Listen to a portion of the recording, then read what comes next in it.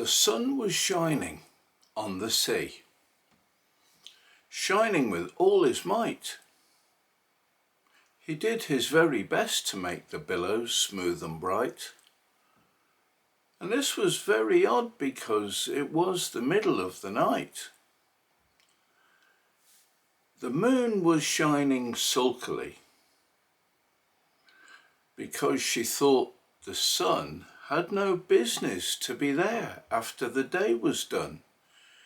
"It's very rude of him," she said, "to come and spoil the fun." The sea was wet as wet could be. The sand was dry as dry. There were no clouds overhead. No clouds were in the sky. No birds were flying overhead. There were no birds to fly. The Walrus and the Carpenter were walking close at hand, and they wept and wept to see such quantities of sand. If it were all swept away, they said it would be grand. If 7 maids with 7 mops swept it for half a year, do you suppose, the Walrus said, that they could get it clear? "I doubt it," said the Carpenter, and shed a bitter tear. "Oh, oysters, come and walk with us," the Walrus did beseech. "A pleasant walk, a pleasant talk, along the briny beach. But we cannot do with more than 4, to give a hand to each."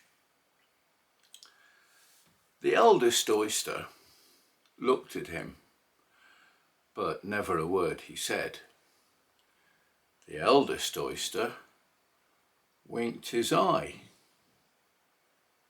and shook his heavy head, meaning to say he did not choose to leave the oyster bed. But 4 young oysters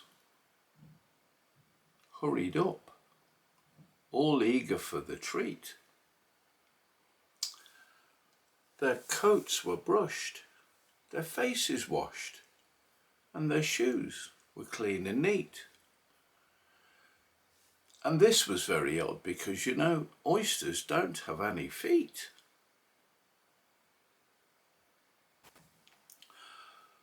Four other oysters followed them, and yet another 4. And thick and fast they came at last, more and more and more, all hopping through the frothy waves and scrambling to the shore. The Walrus and the Carpenter walked on a mile or so, and then rested on a rock conveniently low. And all the little oysters stood waiting in a row.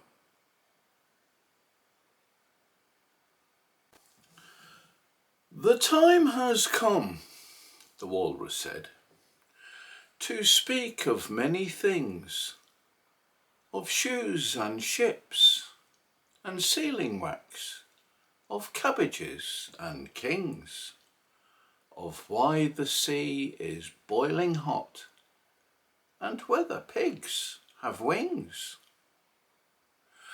"But wait a bit," the oysters cried, "before we have our chat, for some of us are out of breath, and all of us are fat." "No hurry," said the Carpenter, and they thanked him much for that. "A loaf of bread," the Walrus said, "is what we chiefly need. Pepper and vinegar besides are very good indeed. Now, if you're ready, oysters dear, we can begin to feed." "But not on us," the oysters cried, turning a little blue. After such a kindness, that would be a dismal thing to do. The night is fine, the walrus said.